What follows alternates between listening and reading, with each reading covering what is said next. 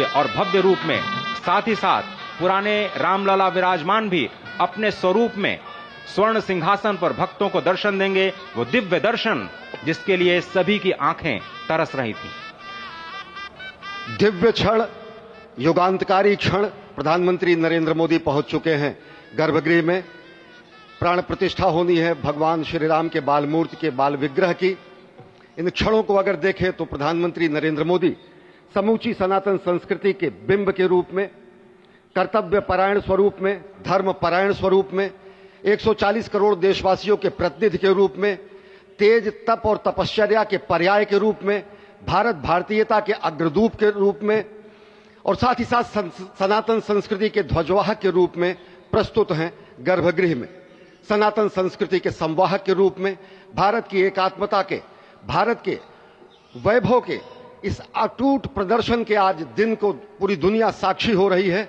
और अगर देखें तो निश्चित तौर से जिस तरीके से प्रधानमंत्री जी पहुंचे हैं, कहा जा सकता है कि वह शंकर का तेज लिए आता है, सत्य सनातन शाश्वत का वह वेग लिए आता है, माथे पर अपने त्रिपुंड सजाकर जगत गुरु भारत का संदेश लिए आता है। और वह संदेश है वसुधैव कुटुंबकम का, वह संदेश है सर्वे भवन्तु सुखिनः का, वह संदेश है कृण्वन्तो विश्वमार्यम का, वह संदेश है वयम राष्ट्रे जाग्रयाम पुरोहितः का, यानी कि हम राष्ट्र में जागते रहें और राष्ट्र निर्माण में हम संलग्न रहें। आज इतिहास लिखा जा रहा है।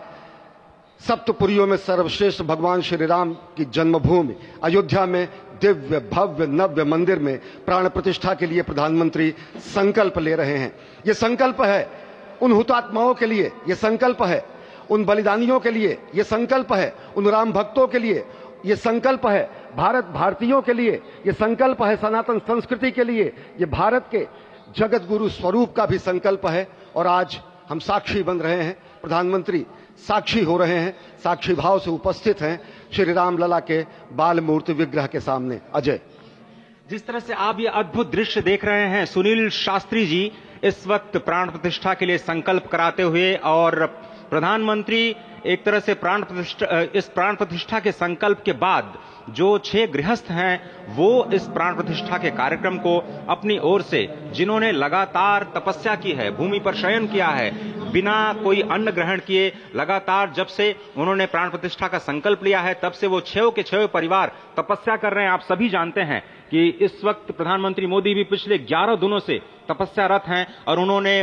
दक्षिण भारत के अलग अलग मंदिरों में जाकर के अपने इष्ट भगवान श्री राम, अपने इष्ट भगवान श्री शिव का दर्शन किया है। और शिव की बात है तो आप देख लीजिए कि जो पीछे आचार्य इस वक्त आपको दर्शन दे रहे हैं वो काशी से पधारे हैं। वही काशी जो भगवान राम के सखा हैं, वही काशी जहां पर भगवान शिव भगवान राम के स्वामी के रूप में विराजते हैं, वो जगत गुरु हैं। इसलिए काशी भी मगन है, क्योंकि काशी से ही ज्योतिषी गणेश्वर द्राविड़ ने इस पवित्र मुहूर्त को निकाला है, जिन्होंने जो भूमि पूजन का भी जो ज्योतिषाचार्य का महत्व बताते हुए दिखाया था। और इस वक्त आप देखिए कि गर्भगृह में बहुत ही विशिष्ट मेहमान प्रधानमंत्री के साथ इस वक्त आरएसएस के प्रमुख मोहन भागवत जी भी पधार चुके हैं। इस प्राण प्रतिष्ठा समारोह में अनंत अनंत कोटि आत्माओं की भावनाओं को अपने हाथों में लिए करबद्ध प्रार्थना भगवान श्री राम से, भगवान श्री शिव की धरती से पधारे आचार्यों की उपस्थिति में बहुत ही दिव्य क्षण।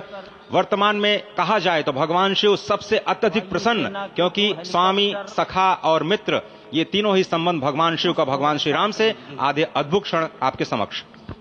प्राण प्रतिष्ठा का समय, अद्भुत क्षण, युगांतकारी क्षण, इतिहास में स्वर्णाक्षरों में दर्ज होने वाला क्षण।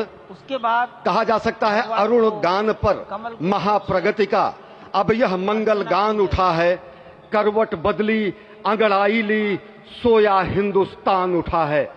ये संकल्प के सिद्धि होने का दिन है, यह हमारे पुरखों से किए गए वादों का पूर्ण होने का दिन है, यह विधाता से दिए गए वचन को पूर्ण करने का दिन है, यह उस शपथ के पूरा होने का दिन है जब कहा गया कि जन जन के मन में राम रमे और प्राण प्राण में सीता है, हर हृदय की धड़कन रामायण पग पग पर बनी पुनीता है।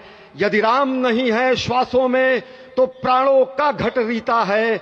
नरनाहर श्री पुरुषोत्तम का हम मंदिर भव्य बनाएंगे, सौगंध राम की खाते हैं हम, मंदिर भव्य बनाएंगे। और आज सौगंध के पूरा होने का दिन है, आज विधाता से दी गई शपथ का पूरा होने का दिन है, आज सदियों की आकांक्षा का पूरा होने का दिन है, आज हर्ष का दिन है, आज उत्कर्ष का दिन है, आज अर्चन का दिन है, वंदन का दिन है, अभिनंदन का दिन है, अर्पण का दिन है, तर्पण का दिन है, पुरखों की अभिलाषा के साक्षात होने का दिन है, आज सकल मनोरथ पूरा होने का दिन है।